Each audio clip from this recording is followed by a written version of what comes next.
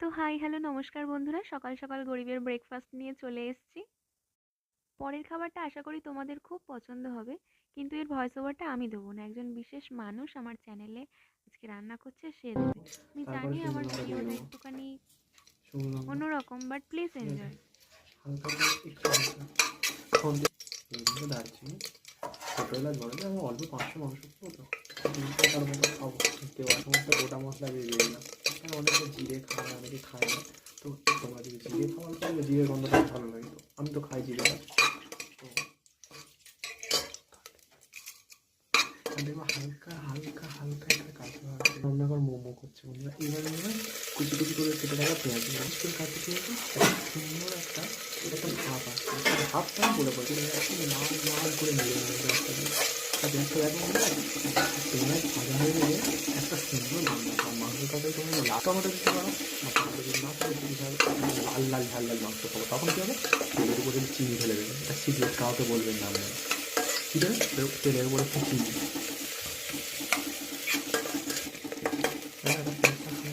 হয়নি কিন্তু বল, হালকা হালকা করে ভেজে নিলাম, যখন জোরে বল। সুন্দর কালার চলে এসছে। বন্ধুরা লো ফ্লেমে দিয়েছিলাম কারণ মশলাটা জমে যাবে বলে। হালকা একটা হালকা ফ্লেমটা বাড়লাম কেন, এই সময় পেঁয়াজটা যখন হালকা হয়ে যায়, চুপ করেন বুঝুন। এবার নুনটা হালকা ফেলে এবার কি হয়, পেঁয়াজের গা থেকে জলটা বেরিয়ে যাবে। একটা সুন্দর হয়, প্রথমে কিন্তু লো ফ্লেমে দিয়ে সবসময় মশলাটা করতে হয়। তবে ছোটো ছোটো দিই। আর রান্না ভালো, রান্নার মশলা সব প্রায় একই থাকে।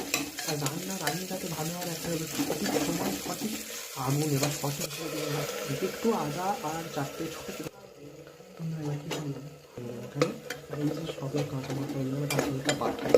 আর মশলা থেকে তেল ছাড়লে তোমার বুঝবে সুন্দর কালার চলে এসেছে। এখানে আমি লঙ্কার গুঁড়ো কিন্তু এখন ব্যবহার করি। লঙ্কার গুঁড়ো কখন ব্যবহার করতে এখন যখন মশলা তেল যায়, কেন আগে লঙ্কার গুঁড়ো ব্যবহার হলে ক্যাচ হয়ে যায়।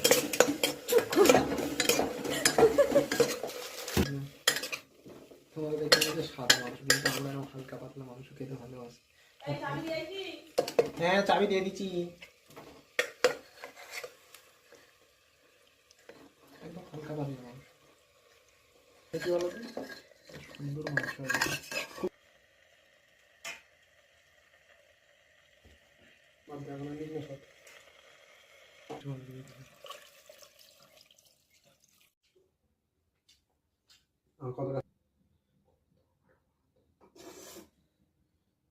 ও শরীর খারাপ হলে, শরীর খারাপ সেরে যাবে।